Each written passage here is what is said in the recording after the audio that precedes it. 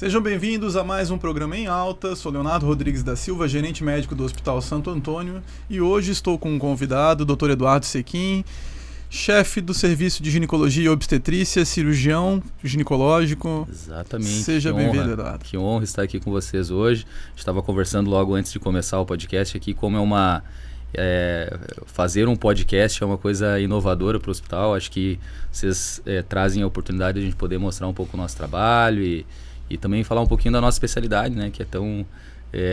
assim, para as pessoas de fora talvez não saibam como que é o dia a dia, né? E evoluiu muito, né, Eduardo? Assim, a gente acompanha, né, filho de médico eu sou, e a gente sabia que a ginecologia antes o profissional acabava fazendo tudo dentro da ginecologia, porque não tinha essa evolução toda. Agora se subespecializou muito, né? A gente está com quantas áreas mais ou menos dentro da ginecologia? Muito. Olha, eu diria que próximo de 10 áreas de atuação, assim, né? Então, acho que é o natural, né? Acho que todas as especialidades médicas estão caminhando para isso, né? Evoluindo. A gente tem hoje cada vez mais uma medicina segmentada, né? Então a gente vê o mercado pedindo isso, né? E as pessoas procuram, né? Pessoas cada vez mais especializadas numa determinada situação específica, né? Então é aquela mesma analogia. Se tu sai de casa para comer sushi, tu vai procurar um restaurante de sushi, tu não vai procurar um restaurante uma churrascaria que serve sushi, né? Você vai procurar um profissional que faça aquilo que realmente tu está precisando, assim. Então acho que a medicina está caminhando para esse sentido também. A ginecologia, né, não faz muito tempo. A ginecologia, antes o obstetra, ele chegava no plantão, ele fazia desde a anestesia, né? Mas nos rincões aí o obstetra fazia anestesia, fazia cesariana, fazia o parto e cuidava do bebê ainda, além de tudo, né? Além de fazer a obstetrícia, fazia as outras especialidades, né? Cruzava e cabeceava ainda. Exatamente, né? E hoje em dia isso, claro, não é mais assim, né? Então você veja, dentro da minha área de atuação, por exemplo, hoje eu não atendo gestantes, né? No meu consultório privado não atendo gestantes, porque realmente não é o meu objetivo profissional, né? Então a gente tem... Então, já que entrou nesse assunto, Eduardo, me fala um pouquinho mais sobre a tua formação, né? Como é que é essa formação em cirurgia ginecológica? Cirurgia ginecológica. Então, assim, todos, né, a gente faz uma formação geral em ginecologia e obstetrícia, né, que são 3 anos de residência hoje em dia. Já existe uma discussão já há algum tempo para que esse tempo de formação seja ampliado, apesar de que eu entendo que em vez de ampliar, a gente deveria dividir, né, a obstetrícia da ginecologia. Eu acho que me parece que faria mais sentido. E aí a gente faz essa formação inicial em ginecologia e obstetrícia e depois você escolhe uma subespecialidade, geralmente mais 1 ou 2 anos aí de formação, né? Eu escolhi uma especialidade que se chama endoscopia ginecológica, que é basicamente uma especialidade cirúrgica que é focada em cirurgia minimamente invasiva em ginecologia, né? Que são cirurgias e procedimentos menos invasivos, com cortes pequenos, né, recuperação mais rápida, e seguir essa linha de trabalho, que é o que eu faço hoje, né, até então, assim. Perfeito, Dado. A gente, no próximo bloco, a gente vai entrar mais a fundo nesse mundo de cirurgia ginecológica. Mas antes, até para o público de casa, a gente vai falar um pouco sobre ginecologia em geral, né? Qual que é a recomendação hoje da menina procurar um ginecologista? Com que idade que vocês começam a recomendar isso daí? Como é que funciona? Eu acho que isso, a primeira idade para procurar um médico ginecologista, ela não é uma coisa bem estabelecida, assim. Eu acho que o que eu falo para as mães, né, que eu acho que a partir do momento que a menina se sinta confortável ao ir ao médico, ela deve procurar um médico, né? Eu acho que o ginecologista, ele tem um papel muito importante na vida das mulheres, principalmente na vida dessas meninas mais jovens, né? Eu digo isso antes de iniciar a vida sexual, né? Falar sobre alterações, mudanças no corpo da mulher e toda essa experiência que é o crescer como mulher, que não é simples, né? O amadurecimento da mulher tem N questões aí que são complexas, a primeira menstruação, né? Então, tudo isso eu acho que é bacana, né? Se a menina puder passar por isso com acompanhamento médico, eu acho que é uma coisa interessante, né? Apesar de a gente não ter uma idade assim, olha, tal ano você precisa procurar um médico ginecologista, né? Mas eu acho que quanto antes, acho que é interessante. Perfeito. E assim, a gente sabe que houve uma evolução tecnológica na medicina como um todo, né? E a cirurgia e a ginecologia como um todo, ela também não ficou fora disso, né? Hoje vocês já têm feito cirurgia robótica também. Exatamente. Na verdade, para ser sincero, assim, a cirurgia minimamente invasiva, que hoje ela é extrapolada para todas as outras especialidades, né? Ela surgiu na ginecologia, né? Então, quem iniciou a cirurgia, esse conceito de se colocar uma câmera fininha dentro da barriga, infundir um gás, né, e olhar dentro da barriga, que é a laparoscopia, né? Isso iniciou na ginecologia com os fertileutas. Então, os especialistas em fertilidade, né? Se não me engano, foi isso o berço da ginecologia minimamente invasiva, foi a França. E eles começaram para fazer punção de ovário, para olhar, acompanhar a ovulação, enfim, esses primeiros procedimentos vieram na ginecologia. E por muito tempo a ginecologia no mundo foi vanguarda nesse sentido, mas me parece que depois as outras especialidades talvez tenham incluído isso mais na sua rotina diária, né? E o ginecologista talvez tenha esquecido um pouco disso, me parece, assim. Então, em muitos centros, hoje a gente, infelizmente no Brasil, pelo menos a gente não tem à disposição dos pacientes esse tipo de tecnologia, né? Como você citou, laparoscopia, cirurgia robótica menos ainda, né? Aqui em Blumenau não é a nossa realidade, a gente tem hoje à disposição dos pacientes basicamente tudo que há de melhor assim, no mundo em relação à ginecologia. Mas a gente teve esse gap, assim, eu vejo que especialidades como, por exemplo, a urologia, eles caminharam de uma forma muito mais intensa já para a tecnologia do que a ginecologia. E a gente estava falando um pouquinho sobre adolescente, mas assim, existe uma idade máxima para uma mulher deixar de acompanhar o ginecologista? De forma nenhuma. Eu tenho pacientes em todos os extremos, né? Eu acho que o ginecologista ele acaba sendo o médico clínico da paciente, né? Então, como as mulheres elas têm esse hábito de procurar o ginecologista todos os anos para fazer exames de rotina e, né, isso virou quase que uma coisa cultural. Então a gente acaba tendo essa função em todas as fases da vida, né? Então a mulher mais velha é aquela paciente que eu vou solicitar uma densitometria óssea, que eu vou fazer, né, um acompanhamento de rastreamento de câncer de mama, né? E as meninas mais jovens vão ter outras demandas, né? Então, mas eu acho que é para a vida toda. É o médico da mulher mesmo. E na prática, como tem sido o acesso dessas mulheres ao ginecologista? A gente sabe que no mercado privado, sim, consegue, cada um procura o seu como desejar. No SUS, tem sido uma realidade esse acompanhamento? Como é que tem sido isso? Eu acho que isso piorou um pouco nos últimos anos, né? Então, por uma questão estrutural do SUS, assim, de reorganização mesmo do Sistema Único, né? A gente tinha até poucos anos o ginecologista presente na unidade básica de saúde. E eu acho que isso era muito positivo, porque tanto para a parte obstétrica propriamente dito, né? Então, as mulheres tinham um médico de referência no seu bairro para cuidar de uma gestação, enfim, mas também para todas as outras demandas ginecológicas propriamente ditas. E isso foi deixado de lado por questões, né, enfim, de gestão pública, né? Acho que a gente não precisa discutir isso, mas eu particularmente acho que é uma pena, assim. Então, isso foi uma perda. Hoje a gente vê, né, muitas pacientes que têm queixas específicas dentro da ginecologia, elas têm um pouco mais de limitação de acesso, então demora um encaminhamento para um especialista, né? Assim como qualquer outra especialidade, assim, existem algumas barreiras, assim, então já foi melhor.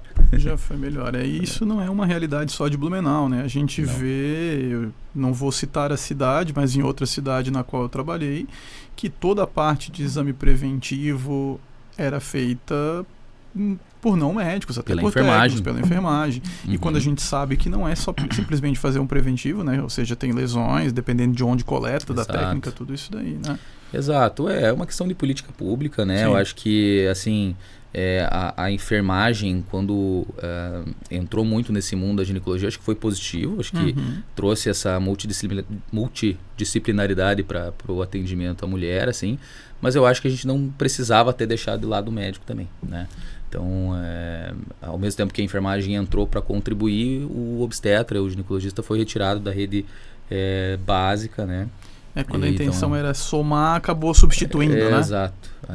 Então a sensação que a gente tem é que foi uma substituição mesmo, assim, né? Perfeito. E Eduardo, como a gente está numa rede terciária, a gente acaba pegando o reflexo disso daí, né? Qual tem sido o impacto? Fala um pouquinho. Enorme. Eu vejo que hoje, se a gente tivesse uma assistência menos centralizada num hospital terciário, né?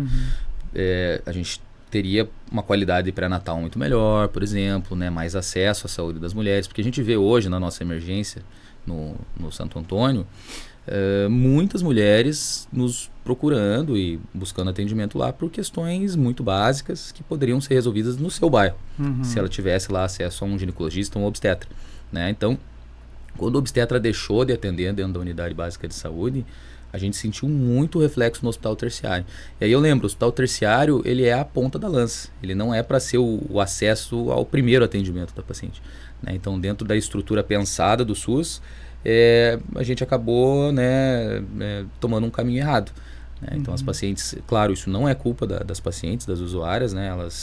Elas buscam atendimento onde ele existe, né? Mas hoje, infelizmente, esse atendimento especializado ele é mais acessível numa emergência. E aí acontece que a gente tem a emergência muitas vezes muito cheia de situações muito simples, né? E aquela paciente que tem uma complicação mais grave, ela acaba ficando esperando muito tempo para ser atendida, né? Isso acaba impactando também no atendimento de todas as outras mulheres, assim, como um todo. E como é que tem sido o consultório, Eduardo? Assim, hoje faz só cirurgia ginecológica ou tem feito ginecologia geral? Como é que tem sido? Hoje eu trabalho um pouco com ginecologia geral também, né? Mas o foco, o objetivo realmente é cirurgia ginecológica. Então tem um percentual muito grande de pacientes que são encaminhadas de outros colegas. Elas vêm, a gente faz todo o manejo cirúrgico da paciente e ela retorna aos seus médicos para continuar o segmento e o acompanhamento de rotina lá com o seu ginecologista assistente. E o que tem sido a maior procura num consultório de ginecologia geral hoje? O que acaba sendo? Eu diria que assim, eu acho que a maior procura depende da forma que a gente se posiciona, né? Sim. Então, se a gente não escolhesse nenhum ramo, né, digamos, eu atendo tudo, eu diria que a maior parte dos atendimentos são atendimentos de rotina mesmo, né? Isso é positivo porque é uma coisa que a gente vê que é um perfil cultural das mulheres em buscar atendimento de rotina, e eu acho isso excelente, assim, né?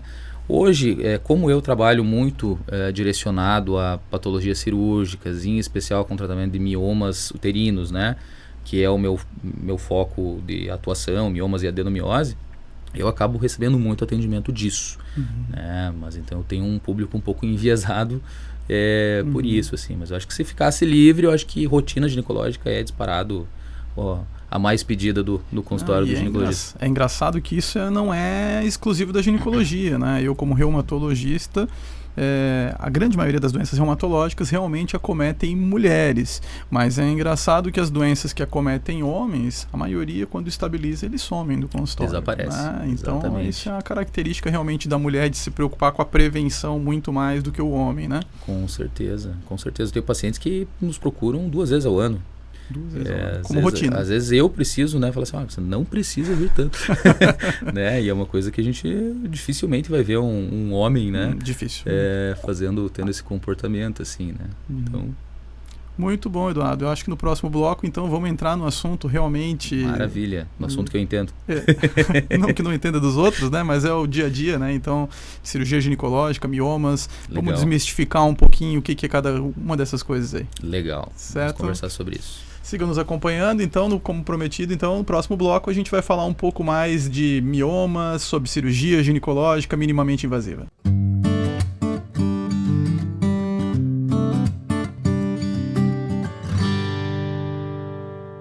Voltamos para o segundo bloco e, como prometido, Eduardo, agora vamos falar um pouquinho desse mundo que tu vives no dia a dia. O que são os miomas? Explica para a população de casa. O que são os miomas? Então, isso é mais simples de eu explicar, porque eu explico todos os dias, né? Então, os miomas uterinos, eles são tumores, tá?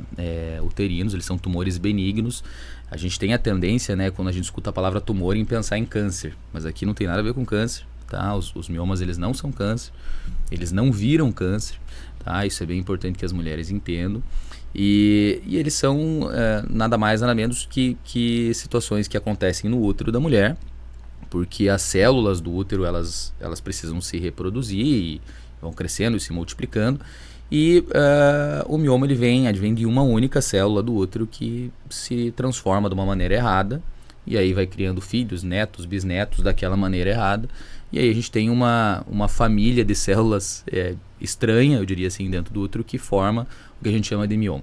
Então, o aspecto do mioma são bolinhas, assim, que dão no útero, né? Bolinhas brancas, endurecidas, assim, que a gente consegue pegar com a mão.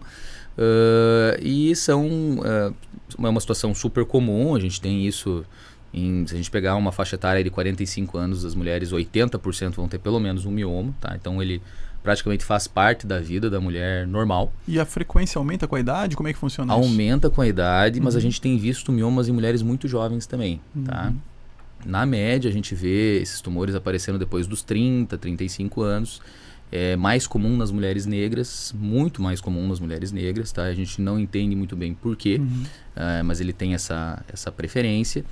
E tem um comportamento genético também. Então, filhas de mães que têm miomas, elas têm mais chance de ter miomas uterinos. E quais são os sintomas? Quando é que a mulher desconfia que ela pode ter um mioma? Então, os miomas, na imensa maioria das vezes, eles não causam sintomas, tá? Isso é uma coisa boa. Quando que eles vão causar sintomas? Eles causam sintomas quando eles estão em uma posição dentro do útero que prejudica o funcionamento do útero, tá? Então, o útero ele tem um recheio que é uma parte funcional desse útero. Esse recheio é o que produz a menstruação, é o que produz, né, os bebês, né? Os bebês crescem nesse recheio do útero. Então, toda a lesão, né, e aqui no caso os miomas, que chegam e crescem perto desse recheio do útero, eles podem causar sintomas também na paciente. Então, geralmente, sangramento aumentado é o mais frequente, tá? Cólicas muito importantes no período menstrual, dor na relação sexual, tá? E, às vezes, quando eles ficam muito grandes, né, sintomas relacionados à compressão de outros órgãos. Vontade de fazer xixi o tempo todo, compressão do intestino, dificuldade para ir no banheiro. Então, o espectro de sintomas é bem amplo, assim, né? E o tratamento desses miomas, ele é sempre cirúrgico, Eduardo? Ou tem situações que pode, com remédio, controlar? Como é que funciona? Com certeza. O que a gente não consegue é retirar os miomas com remédio, reduzir os miomas com remédios. Infelizmente, a gente tem algumas limitações do ponto de vista clínico, né? Eu diria que na maioria das vezes a gente não precisa tratar, né? Até porque a maioria das vezes eles são assintomáticos, então se a mulher não sente nada, não precisa fazer nada, né? Mas quando eles causam sintomas, a gente inicia um tratamento para tratar os sintomas, mas não o mioma, isso é importante. Então, por exemplo, um anticoncepcional, alguma coisa para controlar sangramento. E se não resolve, a gente acaba invariavelmente partindo para um procedimento cirúrgico. Isso é uma dúvida que algumas mulheres até veem, se esse mioma pode virar câncer. Ele não vira câncer, tá? Então isso é um medo que até, inclusive, muitos colegas têm, né? Principalmente quando o mioma cresce muito rápido. E por que a gente tem esse receio? Porque a imensa maioria dos outros tumores, né? Quando a gente pega um paralelo com, sei lá, um tumor de ovário, né? Qualquer outro tipo de lesão no corpo, quando cresce muito rápido, deve ser um câncer. Mas em relação ao mioma, não. Então a gente tem lesões de crescimento muito rápido mesmo e não tem associação de risco isso com transformação em câncer. Então a gente sabe que mioma que nasce mioma, morre mioma, ele não vira câncer. Mas a gente tem um primo do mioma, né, que é o sarcoma, que ele pode nascer já como sarcoma e aí e ele realmente é um câncer, enfim. Graças a Deus é uma coisa super rara, mais difícil da gente ver na nossa prática, tá? E o exame de imagem consegue diferenciar isso ou tem que ser? Nem sempre. Às vezes é com biópsia. Nem sempre a gente consegue, e digo mais, a biópsia também tem suas limitações, porque é um tumor de músculo liso, então às vezes a biópsia não consegue bater o martelo. Essa é a maior dificuldade que a gente tem hoje, né, em relação ao tratamento de miomas, é diferenciar um mioma de um câncer. Tá? Claro, existem alguns achados, né, principalmente achados na ressonância, que sugerem, tá? A gente fica com mais atenção naquelas mulheres que têm mais de 50 anos, né, que aí nós acrescentamos outros fatores de risco, né, em relação ao medo de um sarcoma. Mas na prática a gente acaba descobrindo no transoperatório mesmo, durante a cirurgia ou só depois da cirurgia que a gente já retirou a lesão, assim. Então, muitas vezes ele é muito parecido com o mioma mesmo, assim, é difícil de diferenciar. Existe alguma associação de mioma com endometriose ou são doenças completamente distintas? Existe essa associação, mas assim, existe porque ambas são muito comuns, né? Então, os miomas, 80% das mulheres vão ter, a endometriose 10 a 20% das mulheres vão ter. Então, a gente vai ter muita mulher que tem endometriose e miomas. Tá? A origem de ambas as doenças, elas tem um certo componente semelhante, principalmente o comportamento em relação aos hormônios femininos, né? Ambas as lesões, elas têm uma ativação com o estrogênio, que é o hormônio feminino, mas a gente não tem uma via direta para dizer assim, quem tem mioma vai ter endometriose e vice-versa. Entendi. Então são situações separadas a princípio, mas muita mulher vai ter os dois. A gente sabe que a endometriose claramente pode dificultar a gravidez. Mioma também tem essa relação, não? Mioma também, mas de uma forma mais rara, tá? Então, na média, os miomas eles não interferem na fertilidade, tá? O que a gente tem é situações em que as mulheres já têm dificuldade de engravidar e têm miomas. E aí, nesse cenário, a retirada de alguns tipos de mioma pode melhorar a fertilidade da mulher. Agora, o mioma nunca é o primeiro culpado, tá? Exceto em situações bizarras, que a gente vai ter um mioma muito grande, enfim, aí realmente a gente vai culpar ele, mas na grande maioria das vezes ele não é o primeiro culpado por infertilidade, tá? Geralmente esses miomas que estão mais posicionados para dentro do útero, perto do recheio do útero, os que causam mais sintomas também, eles estão mais associados à dificuldade de engravidar, a abortamento, né? Mas, de novo, né, eles não é a primeira coisa que a gente pensa quando a paciente tem dificuldade para engravidar. Eduardo, levantasse bem, assim, 80% das mulheres, a gente está falando de muita coisa, vão ter um mioma. A gente já indica que toda mulher acabe procurando, sim, fazendo seu acompanhamento com o ginecologista, mas quando procurar um cirurgião ginecológico, qual que seria a indicação cirúrgica nesse caso? Eu acho que são duas situações. Primeiro, tem os sintomas e não melhora com remédio. Vai ter que fazer uma cirurgia, né? Seja ela qual for, aí tem vários tipos de cirurgia possível. E dois, estou tentando engravidar e não consigo, e tenho mioma como a causa principal aí de dificuldade para engravidar. Já investiguei todo o resto, não tenho mais nada e tenho um mioma ali. Eu acho que são as duas situações, né, que fazem com que a gente pense em fazer um tratamento cirúrgico, tá? Que a gente vai melhorar a vida da paciente. E falando em tratamento cirúrgico, como levantasse bem, a gente tem mais de uma técnica. A cirurgia minimamente invasiva dá para fazer na maioria dos casos? Como é que funciona? Imensa maioria das vezes. Imensa maioria das vezes a gente vai trabalhar com cirurgia minimamente invasiva. Então, com cirurgia por vídeo, né? A cirurgia robótica, que é uma via incrível aí no tratamento dos miomas, facilita muito o procedimento cirúrgico em si, a gente pode falar mais sobre isso depois. E outras vias que eu diria que são não invasivas, né? Que é a radiofrequência, que é um tratamento que não tem cortes, né, na barriga da paciente, a histeroscopia também, que é um procedimento que também não vai ter cortes visíveis. E aí tem outras opções, embolização dos miomas, micro-ondas, enfim, tem uma lista aí gigante de opções terapêuticas aí. Perfeito, Eduardo. Assim, acho que a gente já entrou no assunto, então a gente falou sobre o que é o mioma, a gente já falou sobre os sintomas e falamos um pouquinho sobre uma abordagem geral de várias terapêuticas. Eu acho que depois no próximo bloco a gente pode entrar a fundo realmente nessas técnicas cirúrgicas, radioablação e toda essa parte aí. Vamos lá, vamos pode conversar, ser? Com certeza. Então tá bom. Sigam nos acompanhando depois do intervalo para a gente falar um pouquinho mais sobre essas técnicas, quando indicar, onde procurar, né, se já tem, se isso é uma realidade da nossa região.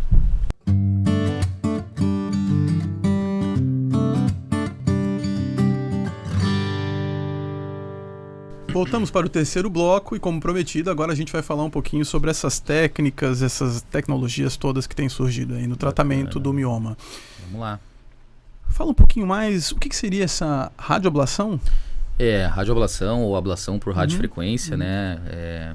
Esse é um tratamento super inovador, assim, dos miomas, né? Porque ele consiste basicamente em queimar o mioma. É um conceito simples, tá? A gente vai lá e a gente vai queimar o mioma e esperar esse mioma reduzir, ele vai sendo reabsorvido pelo corpo ao longo dos meses. Então acaba sendo menos invasivo, porque a gente, para fazer esse procedimento, a gente não faz nenhum corte no útero, tá? E isso é muito interessante, principalmente para quem quer engravidar no futuro, né? Tem um mioma, tem um sangramento, mas quero engravidar daqui 2-3 anos. A maior preocupação de fazer a cirurgia convencional é de que vai envolver um corte no útero, a retirada do mioma e uma sutura no útero. E essa sutura, ela pode, né, depois que a gente termina a cirurgia, a cicatrização ela está nas mãos da paciente, a gente não tem mais controle sobre aquela cicatrização. Isso pode acontecer de uma forma boa ou ruim. Então, um dos maiores medos de quem faz biomectomia é que depois que a paciente engravida, ela tem uma ruptura do útero, né, por uma cicatrização inadequada da cirurgia do mioma. E isso não acontece na cirurgia feita por ablação por radiofrequência, porque a gente não tem esse corte. A gente vai fazer um procedimento guiado por ultrassom, vai entrar dentro do mioma e vai tratar apenas o mioma sem machucar o resto do útero. E quem que faz esse procedimento, Eduardo? É o cirurgião ginecológico? O cirurgião ginecológico, sim. Ele é feito também por radiologista intervencionista em alguns lugares, tá? Mas eu diria que é muito interessante que o ginecologista mesmo se capacite a fazer esse procedimento. Eu acho que num intervalo curto, eu acho que em 5 a 10 anos, a gente vai ver esse procedimento se popularizando muito, tá? Porque ele realmente é bem diferenciado, ele controla os sintomas e ele tem uma curva de aprendizagem relativamente curta, tá? Desde que o ginecologista saiba fazer o básico de ultrassonografia. E ele é um procedimento feito em consultório, é centro cirúrgico? Como é que ele é isso? É feito em centro cirúrgico porque demanda anestesia, né? Então a paciente precisa estar anestesiado, porque a carga de energia usada dentro do mioma ela é alta, né? Então seria impossível fazer isso num ambiente mais... sem sedação, dói. Sem sedação, mas muita gente, principalmente em São Paulo, né, o pessoal faz muito em clínica de reprodução humana, né? Então, o mesmo procedimento semelhante a uma coleta de óvulos, né, numa clínica de reprodução, dá para fazer uma ablação também no mesmo sentido, assim, tá? Tinha falado, além da radioablação, de embolização, é isso? Existe a embolização, né, e existe também a micro-ondas, né? A micro-ondas é um procedimento que lembra a radiofrequência, também usa uma agulha, que aí a gente chama de antena, tá? Também é colocada dentro do mioma e também libera, não seria uma energia elétrica, né, como no caso da radiofrequência, mas também gera um calor, né, nesse mioma e faz o tratamento do mioma também de uma forma radioguiada. Então, e a embolização, né? A embolização é um procedimento que daí o ginecologista não faz, né? Isso é feito geralmente pelo radiologista intervencionista ou cirurgião vascular, e é um procedimento completamente diferente. Ele é mais antigo, né? Já tem então existem mais publicações também sobre ele. É um procedimento em que a gente entope os vasos sanguíneos do mioma e ele deixa de receber sangue. Uma indicação mais específica, né? Alguns casos bem selecionados, certo? Né? A grande questão da embolização, né, é porque como você está entupindo um vaso sanguíneo, né, impedindo que aquele tumor ele receba sangue e ele vá morrer, a gente tem, primeiro, o pós-operatório é doloroso, tá? Porque é a mesma coisa que eu pegar o meu dedo aqui e ficar apertando meu dedo até ele cair, né? Vai doer muito, né? Então esse tipo de necrose isquêmica é muito dolorosa, né? Diferente desses outros procedimentos, a micro-ondas e a radiofrequência, a gente está falando de necrose coagulativa. Então não é doloroso. Então é uma vantagem primária sobre a embolização.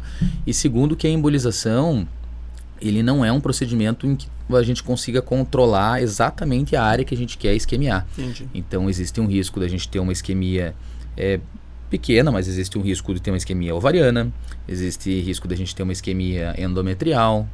Então, para quem quer engravidar, não é interessante, né? É interessante para aquelas pacientes que estão quase entrando na menopausa ou não querem mais engravidar e tem sangramento muito aumentado.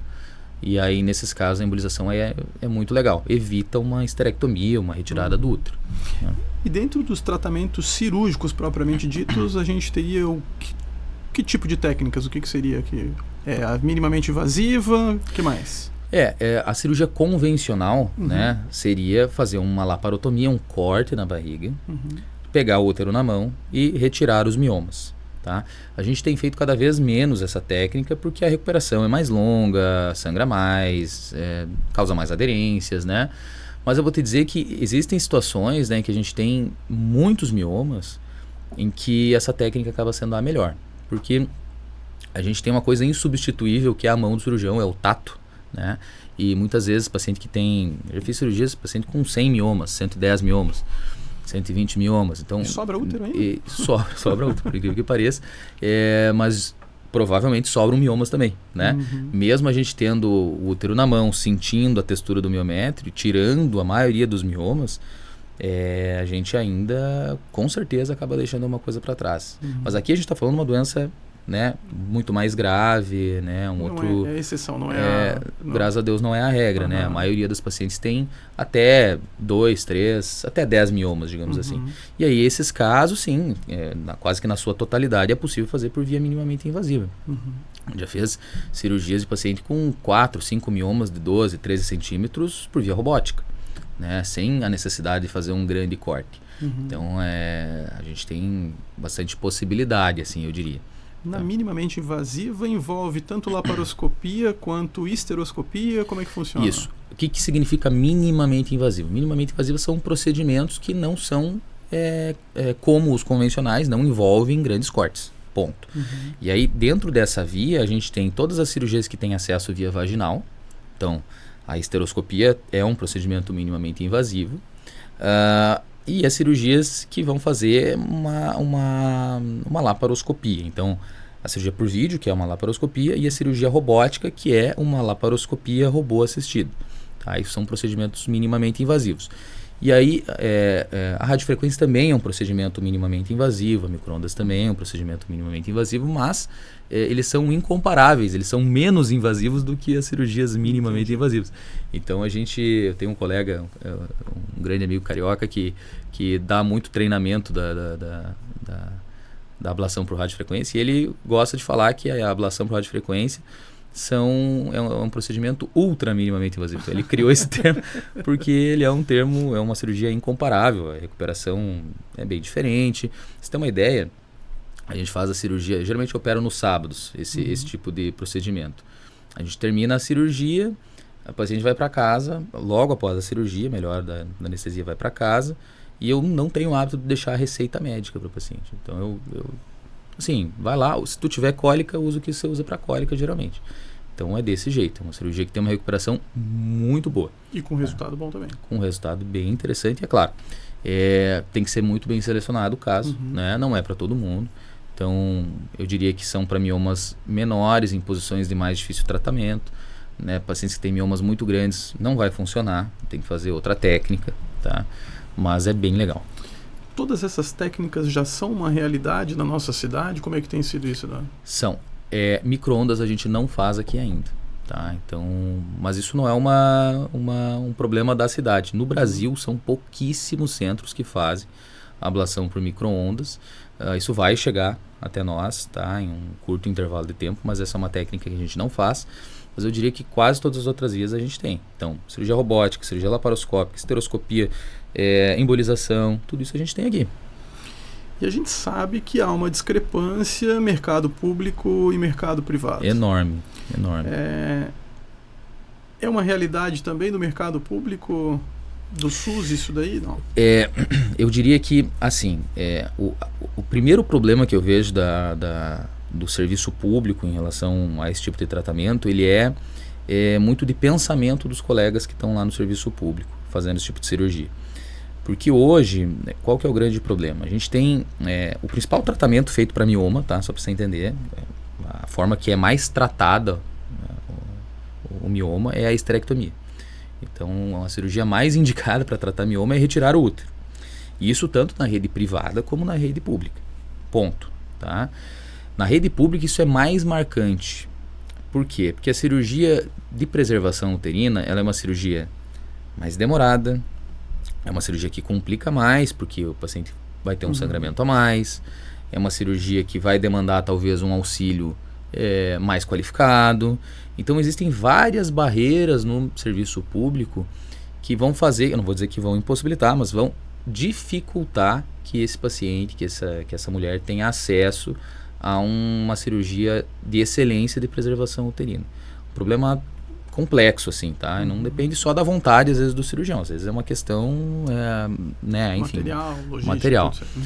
Isso eu estou falando de uma cirurgia aberta, uma cirurgia laparotômica de miomas. Quando a gente extrapola isso para uma cirurgia por vídeo, por exemplo, que não é mais uma novidade, a cirurgia por vídeo já está entre nós há muitos anos, né? Mas isso é ainda mais limitado, porque o tipo de material cirúrgico que a gente precisa usar e principalmente a qualificação de equipe que a gente precisa ter para fazer esse tipo de cirurgia, ela é muito diferenciada e muitas vezes no serviço público a gente tem dificuldade de formatar isso.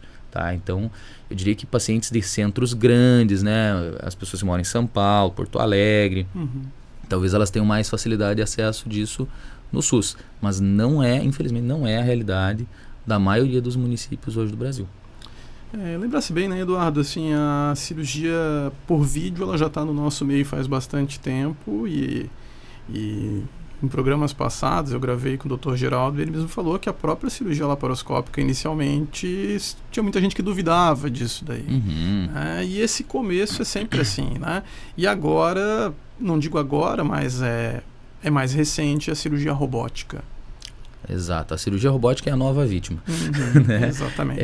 Existe uma desconfiança enorme dos colegas, mesmo colegas que são laparoscopistas, eu acho que às vezes eles não percebem, mas eles estão fazendo o mesmo contraponto que foi feito a eles há alguns anos, né? Quando começaram a fazer vídeo e falaram, não funciona, não é bom, não precisa, é pior, demora mais.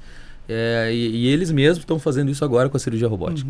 Então, a cirurgia robótica ela é uma evolução imparável. Eu diria que não tem como a gente voltar atrás da cirurgia robótica, uma cirurgia mais segura do ponto de vista de dados que a gente gera numa cirurgia dessa. Então, hoje, se eu pegar o aplicativo aqui da Intuitive, que é a empresa que fornece o robô Da Vinci, né, que é o que a gente tem aqui em Blumenau, eu consigo ver, por exemplo, numa cirurgia X que eu fiz lá, eu consigo saber que no minuto 22 da minha cirurgia eu estava usando tal e tal pinça, que eu usei aquela determinada pinça por tantos minutos, né? Então, a quantidade de informações que você tem e você consegue extrair de uma cirurgia dessa é imensa. Isso é segurança. Dados são segurança. Segurança para quem? Para o médico que está operando, segurança para o paciente, segurança para a equipe. E eu acho que a gente não tem como caminhar hoje num mundo, né, de inteligência artificial, com todas essas questões, sem envolver a cirurgia robótica. Então, eu acho que mesmo quem tem uma certa resistência vai ter que se capacitar eventualmente, tá? E vai precisar fazer cirurgia robótica. Isso, se a gente pega um país como, por exemplo, os Estados Unidos, né? Hoje lá, 80% das cirurgias são robóticas. 80%. Né? É um número absurdo. Eu tive a oportunidade de conversar com uma colega que é coordenadora da residência médica lá em Nova York. Isso deve fazer uns 6 meses. E a gente teve uma conversa. Eu expliquei, aqui em Blumenau, aqui no Brasil, coordeno a residência médica também, enfim, a gente trocando uma ideia. E ela me contou que lá a maior dificuldade com os residentes é que eles não sabem fazer cirurgia aberta e nem vaginal. Né? Porque eles só sabem fazer robô. Eles são capacitados já na formação. A operar a cirurgia robótica. Então, é muito diferente da nossa formação aqui. A nossa formação hoje aqui, ela é equivalente à formação que o americano teve há 20 anos. Né? Então, o médico que foi formado há 20 anos tem uma formação semelhante à nossa aqui.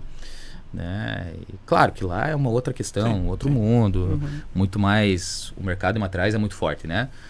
Mas a gente vai chegar lá também. Eu acho que a gente vai chegar lá também. E essa formação de robótica, então, é uma formação à parte? Essa é uma formação à parte. Hoje, os grandes serviços de endoscopia ginecológica, que é a minha área, né? Eles já oferecem algum treinamento em robô, tá? Mas hoje a gente faz ainda uma formação extra, tem algumas vias para que seja feito essa formação em robótica. Eu consegui fazer minha formação aqui em Blumenau mesmo, né? Então a gente faz um treinamento primeiro em simulador, né? São algumas horas em simulador e aí depois as primeiras cirurgias, as primeiras 10 cirurgias que a gente faz em paciente mesmo, elas precisam obrigatoriamente serem proctoradas. O que é isso? Precisa ter alguém que já fez pelo menos 50, 60 casos do teu lado, te auxiliando na docagem do robô, né? E te auxiliando nas eventualidades ali da cirurgia. Mas eu diria que a curva de aprendizado da cirurgia robótica ela é muito curta. Ela é muito curta. Então, diferente da cirurgia por vídeo, que a gente faz um treinamento de anos de residência e sai da residência e ainda, tem situações que a gente ainda precisa aprender e está sempre crescendo dentro da laparoscopia. O robô não. O robô, a curva, ela é ela é muito encurtada. É muito mais fácil aprender a cirurgia robótica do que aprender a cirurgia por vídeo, né? E esse é um outro ponto que vai facilitar muito a disseminação desse tipo de via, né? No Brasil. E acredita que assim, a gente até conversou esses dias com o Dr. Geraldo e com o Dr. Max, vai ser possível um médico estar aqui em Blumenau operando um paciente de outro lugar? Não só vai ser possível, como já é possível.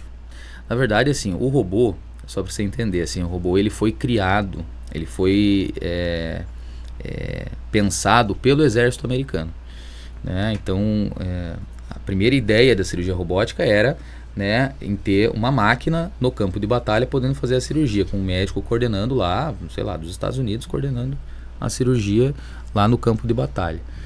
E desde sempre a ideia do robô era essa, né?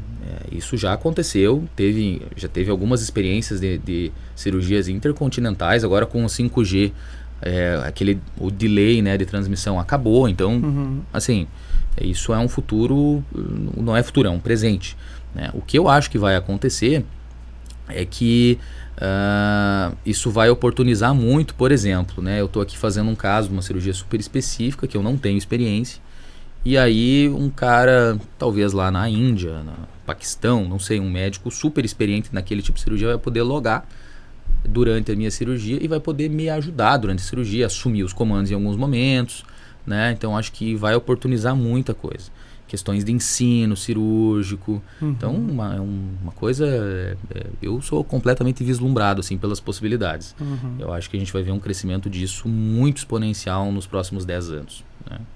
Perfeito. A gente viu, inclusive, que a telemedicina, laudos à distância, foi algo que se desenvolveu muito, né? Provavelmente vai ser algo também parecido com isso. Com certeza. A própria inteligência artificial, né? Então, você vê, né, aquilo que eu falei, coleta de dados, né, do robô. Então, o robô hoje, ele, com o tanto de cirurgia robótica que existe no mundo, ele já tem dados suficientes, talvez, para fazer uma cirurgia sozinho, né? Talvez. Não acredito que ele vá fazer uma cirurgia sozinho, tá? Eu acho que o médico não vai sair dessa equação, mas o que pode acontecer é a gente poder acionar um piloto automático em alguns momentos. Por exemplo, o urologista fazendo lá a cirurgia de próstata e em algum momento o robô vai avisar ele, olha, corrigir, né? Nesse passo cirúrgico aqui, talvez a maioria dos cirurgiões que fazem esse passo cirúrgico tem uma certa dificuldade. Você quer que eu assuma aqui essa parte? Quero. Ele vai lá e vai fazer. Como é hoje na aviação, como né? Eu acho que a gente vai ver isso, né? E não vai demorar. Acho que nós vamos ver isso. Não os nossos filhos, nós mesmos vamos ver isso. Com a evolução que tem sido, é muito rápida, né? Essa parte tecnológica, né? Muito bom, Eduardo. Então, assim, eu te agradeço mais uma vez por esse bloco, tá? A gente conseguiu falar mais a fundo sobre esse mundo. E eu, como médico, várias dessas tecnologias eu também não conhecia, tá? Que legal. Então, imagino que o pessoal de casa também, muito menos, né?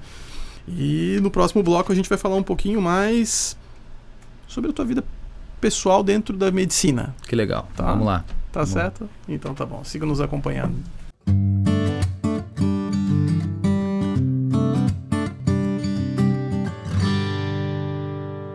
Voltamos para o último bloco. Agradecer novamente, então, Eduardo, né? Então, agora a gente vai falar um pouquinho. A gente falou sobre cirurgia minimamente invasiva, falamos sobre miomas em geral.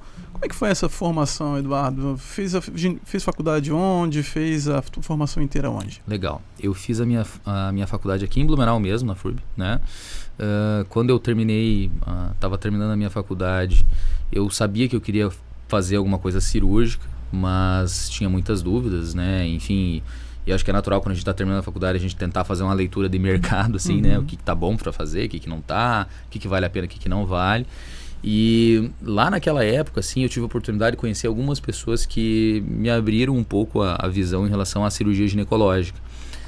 Então, não pensava em fazer ginecologia de forma nenhuma, assim, não era o que eu... Foi no último ano, então? Foi no último mês, assim, eu me inscrevi para residência e não contei para ninguém que me inscrevi em ginecologia. E aí começou a sair as listas, enfim, eu não apareci em lugar nenhum, né? E aí eu lembro que um dia um amigo meu me ligou e falou assim, cara, tu não acredita, tu se inscreveu errado, tu se inscreveu em gineco. Eu falei, não, é isso aí mesmo. Ele falou, o quê? Tu se inscreveu em gineco? Não nos contou. Mas assim, eu fiz a ginecologia já de caso pensado para fazer cirurgia ginecológica. Então eu fiz a minha primeira formação em Porto Alegre, no Hospital Fêmea, né, que é um hospital que ele já é famoso pela formação cirúrgica em ginecologia.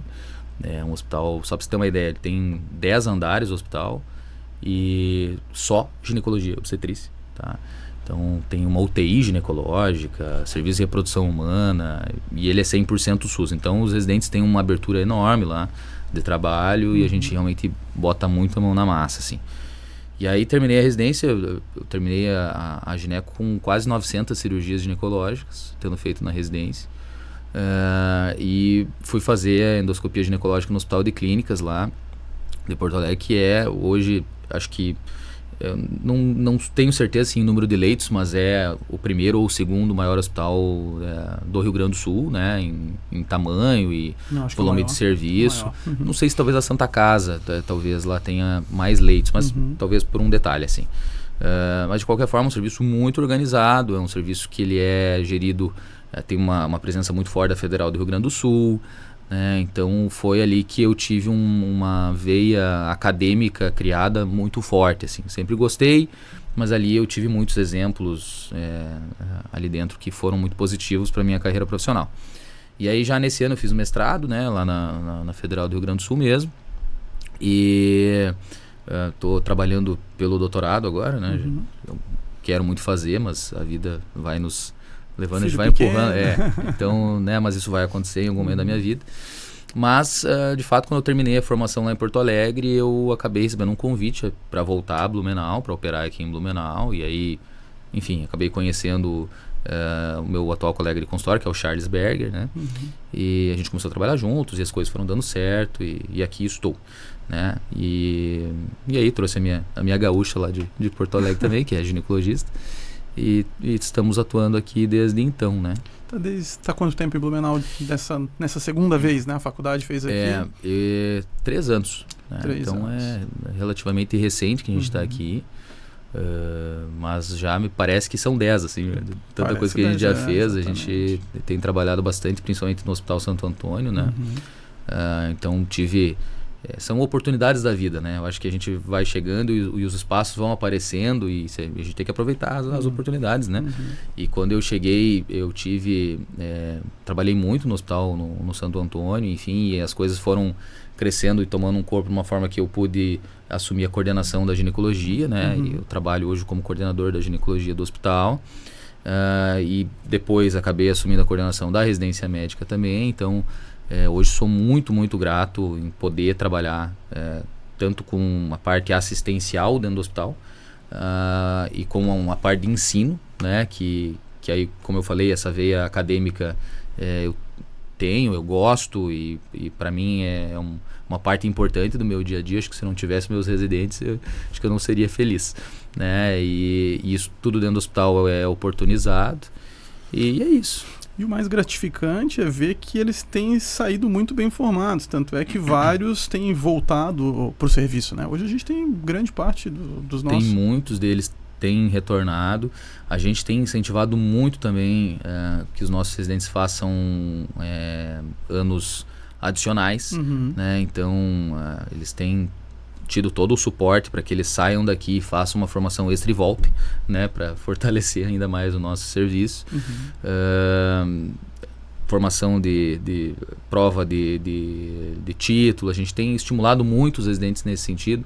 A gente tem uma residente agora que está na Espanha, uma ex-residente está na Espanha, né, fazendo reprodução humana. Nós temos uma outra residente que está em Porto Alegre, fazendo medicina fetal, e nossa expectativa é que elas retornem, né? Então, a gente gosta muito de estimulá-los para que a gente fortaleça nós mesmos aqui.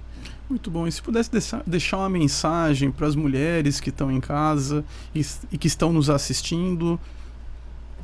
Uma mensagem, alguma ou dica ou um conselho como ginecologista, o que acha importante? Bom, vamos lá. Poderia dizer muitas coisas, né, para as mulheres, mas eu acredito muito que mantenham essa questão da rotina de saúde, assim, né? Que eu acho que tudo entra nessa questão de rotina de saúde. Então, se as mulheres continuarem criando esse hábito e relembrando de que precisam ir ao seu ginecologista, precisam fazer exames de rotina, né? Eu acho que a gente nessa brincadeira, uma vez ao ano ou uma vez a cada 2 anos, a gente acaba descobrindo muita coisa, tá? Não é à toa que as mulheres vivem mais do que os homens, tá?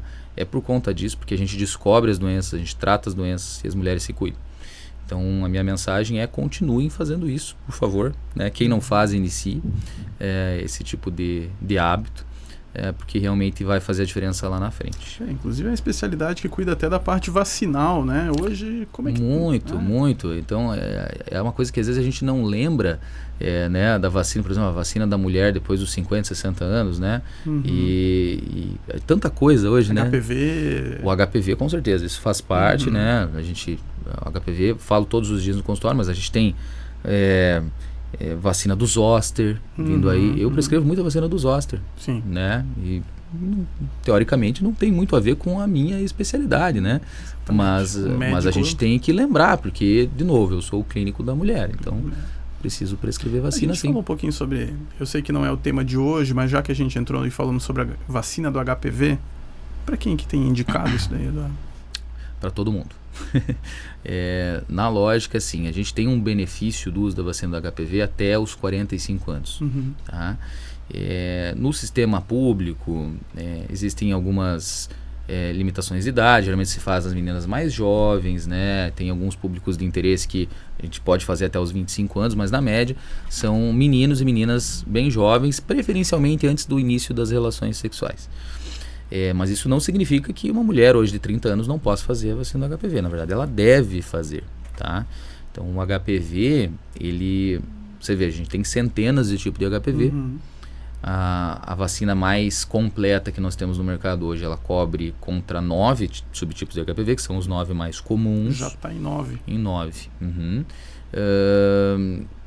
Isso não exime, né, a possibilidade da mulher ter o HPV. De fato, a maioria das pessoas vão ter contato com o HPV em algum momento da vida, mas isso melhora a imunidade de forma indireta para esse tipo de infecção, diminui o risco de lesões mais graves. Quem já teve lesão grave diminui o risco de recidiva. Então é uma vacina super importante. E o objetivo dela é principalmente prevenir câncer de colo uterino ou também lesões benignas? O objetivo principal é o câncer. Tá? Os subtipos do HPV que geram lesões benignas, né, que são verrugas, enfim, eles são subtipos que, apesar de que as verrugas incomodam, às vezes do ponto de vista estético, né, e tem verrugas que realmente são muito grandes, esse subtipo não causa câncer. Tá? Então, não mata. Né, incomoda, mas não mata. Já o subtipo de alto grau, né, que são geralmente 16, 18, enfim, esses são realmente a maior preocupação, tá? Principalmente em relação ao câncer de colo de útero, mas também lembrar de câncer de garganta, orofaringe, né, que também tem uma prevalência considerável, tá, pelo HPV, e anorretal, tá, também. Então, a gente lembra muito do colo do útero, né? Mas o HPV causa doença em outras posições do corpo também, enfim, vão ser preveníveis. É uma vacina única ou é anual? Como é que é isso? A farmacêutica, né, recomenda 3 doses, tá? A gente tem, assim, uma recomendação da Organização Mundial da Saúde hoje para que seja feita pelo menos uma dose, tá? Existem alguns estudos, tem um estudo interessante que fizeram na África, com uma única dose, né? Porque, assim, as pessoas não tinham segmento, aí, assim, vamos dar uma dose, vamos ver se a gente tem uma melhora aí a longo prazo, enfim, de segurança da vacina. E se percebeu que já tinha uma eficácia muito interessante com uma dose. Então eu diria para as mulheres, pelo menos uma dose, tá? Mas se tiver oportunidade, façam as 3 doses. Então, uma dose agora, outra daqui 2 meses e outra em 6 meses. Tá? 3 doses completas. Uma é melhor que nada, 2 é melhor que uma e 3 é o ideal, tá? Que é o recomendado pela farmacêutica mesmo. Muito bom, Eduardo. Agradecer novamente a presença. Eu que agradeço. E eu acho que deu para passar bastante informação sobre saúde da mulher, sobre ginecologia e principalmente sobre cirurgia minimamente invasiva e miomas. Legal, obrigado. Eu que agradeço a oportunidade, né, e a iniciativa. Eu acho muito providencial que os próprios médicos do hospital possam falar um pouquinho aqui. Isso é muito bacana. Obrigado. E vocês de casa, sigam nos assistindo. A gente tem apresentado o programa quinzenalmente, né? Então vamos levar para vocês de casa informações sobre saúde, sobre gestão hospitalar e tecnologia.